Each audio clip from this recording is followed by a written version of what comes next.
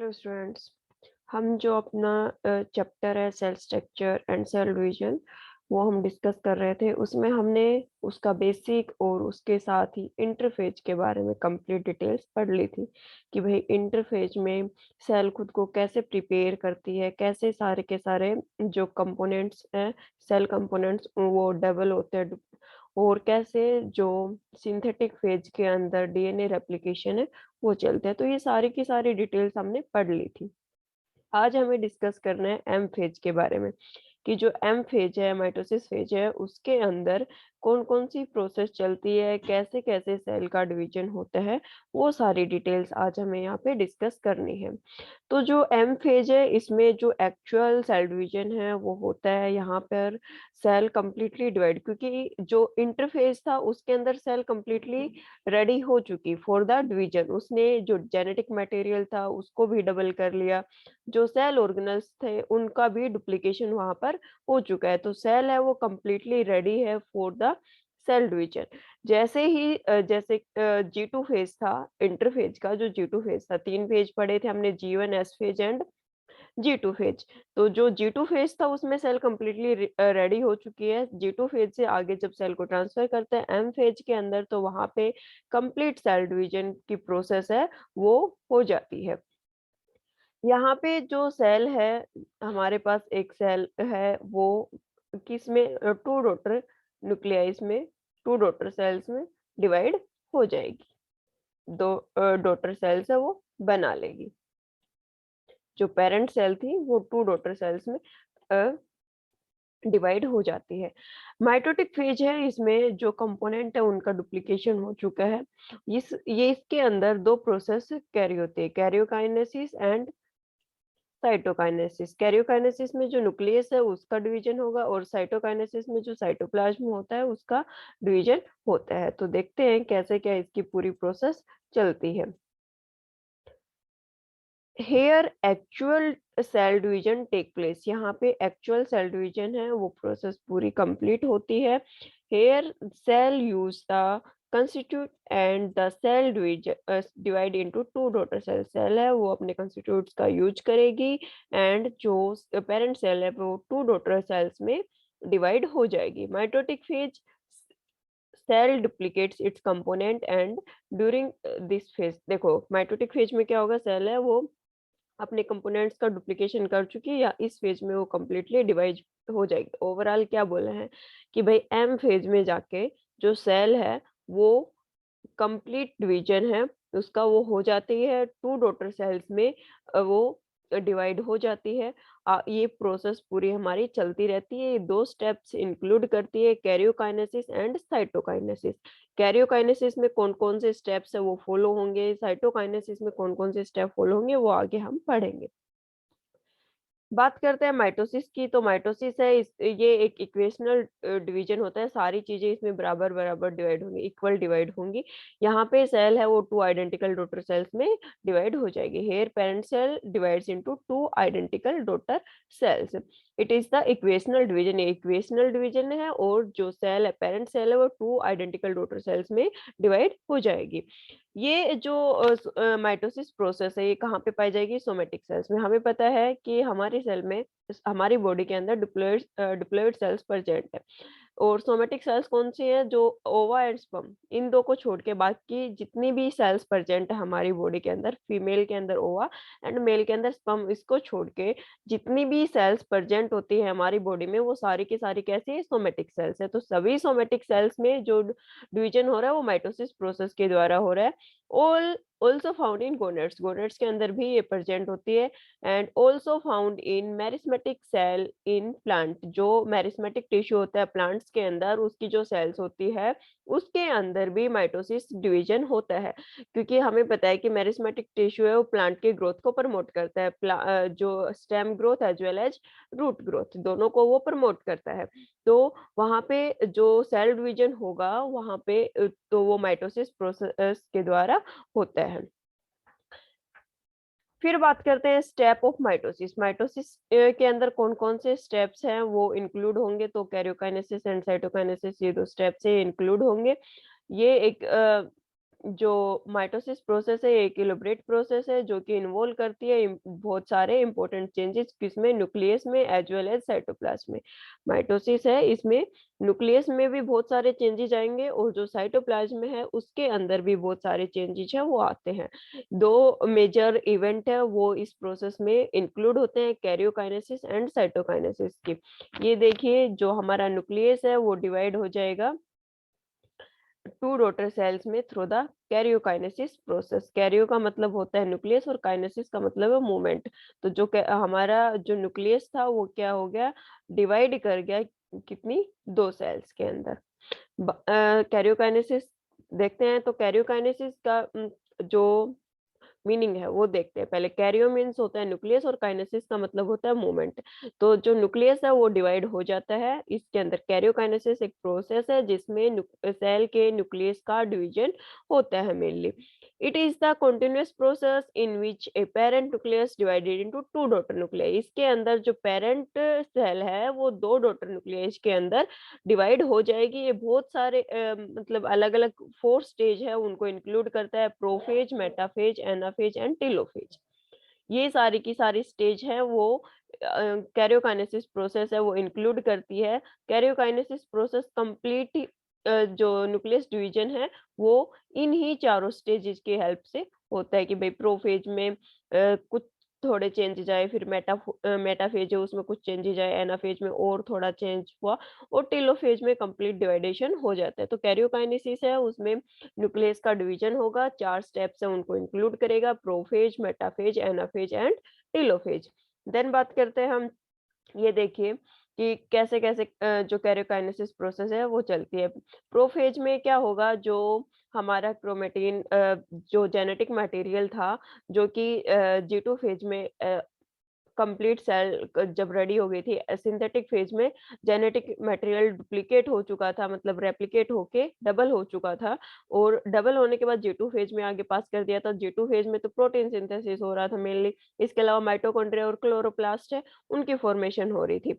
G2 phase में DNA की कोई सिंथेसिस नहीं होती क्योंकि डीएनए की सिंथेसिस सारी हमारी एस फेज के अंदर कंप्लीट हो चुकी होती है। तो जहाँ पे हमारा डीएनए डबल हो चुका था एस फेज के अंदर, उसके बाद वो फ्रीली मूव कर रहा था। प्रोफेज में आके क्या होगा, प्रोफेज में आके उनके अंदर कंडेंसेशन होनी स्टार्ट हो जाती है। मेटाफेज में ये सारे एक इक्वेटर के अलोंग अलाइन होने स्टार्ट हो जाएंगे। एनाफेज में स्पाइडर फॉर्मेशन होने के बाद ये डिवाइडेशन स्टार्ट हो जाएगा और टेलोफेज में कंप्लीटली डिवाइड हो जाएगा। अभी अब वन बाय वन इनकी पूरी डिटेल हमें आगे डिस्कस करनी है। तो सबसे पहले हमारे पास है प्रोफेज। प्रोफेज के दो टाइप्स है, जो early prophase and let prophase, दो टाइप से हमारे पास। तो अर्ली प्रोफेज के अंदर ये हमारी जो जेनेटिक मटेरियल कुछ इस, ये मान लो ये हमारी सेल है, इसके अंदर एक मिनट, जो सेल है उसके अंदर जो जेनेटिक मटेरियल फ्रीली मूव कर रहा था वो कंडेंस होना स्टार्ट हो जाएगा। ये जो जेनेटिक मटेरियल यहाँ पे प्रेजेंट था ये क्या होना स्टार्ट हो जाएगा, कंडेंस होना स्टार्ट हो जाएगा। ये इस फॉर्म में आना स्टार्ट हो जाएगा।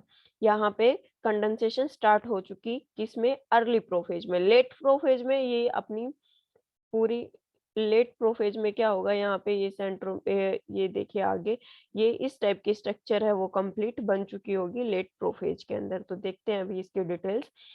प्रो मीन्स फर्स्ट, प्रो का मतलब क्या, फर्स्ट, एंड फेज का मतलब स्टेज। प्रो मतलब प्रोफेज है वो फर्स्ट स्टेज है किसकी, माइटोसिस की।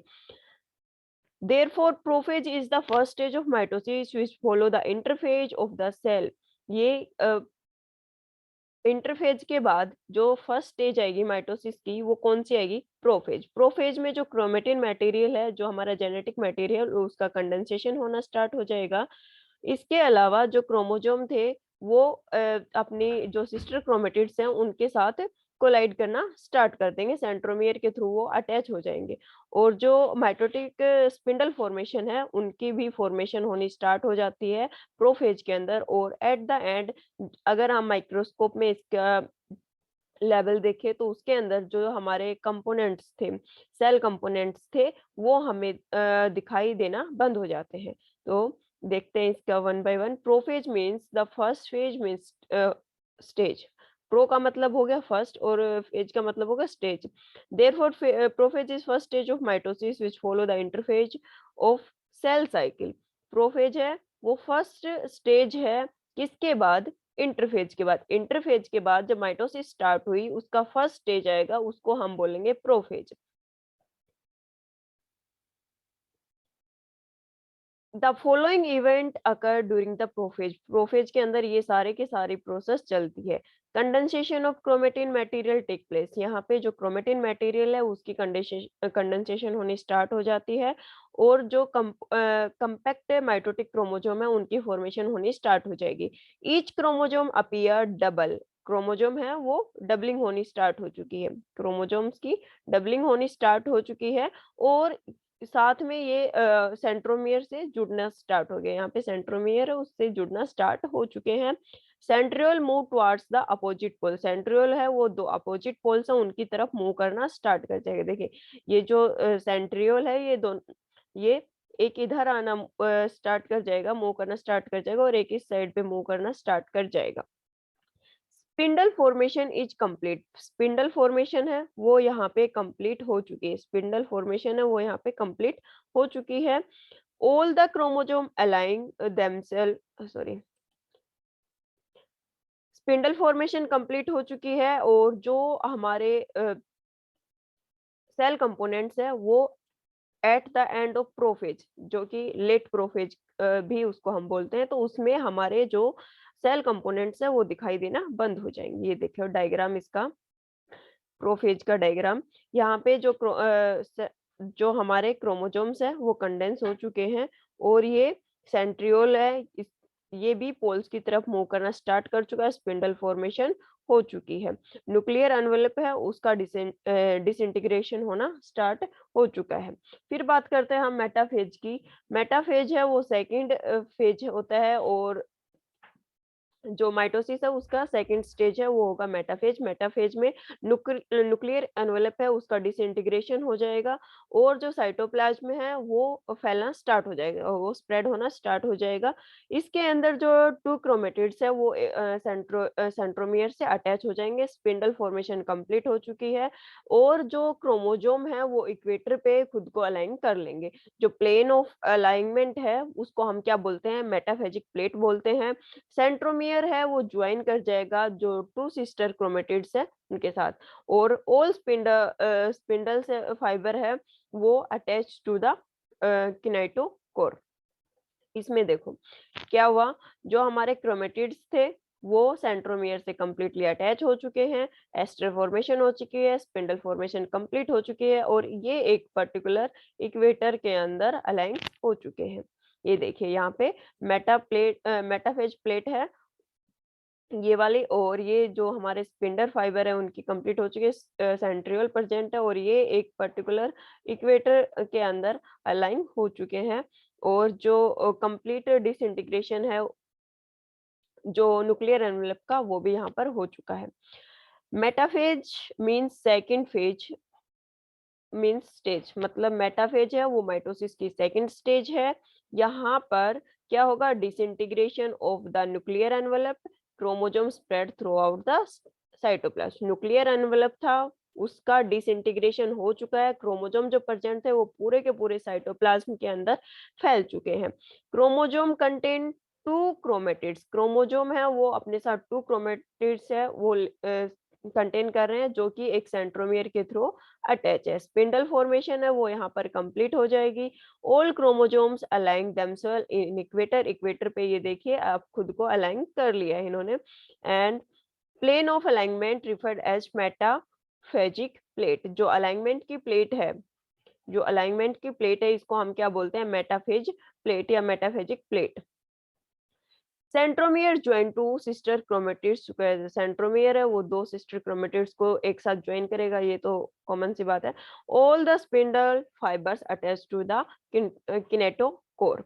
और जो सारे के सारे स्पिंडल फाइबर्स है वो किनेटोकोर से अटैच हो जाएंगे। तो ये हो गया मेटाफेज के बारे में।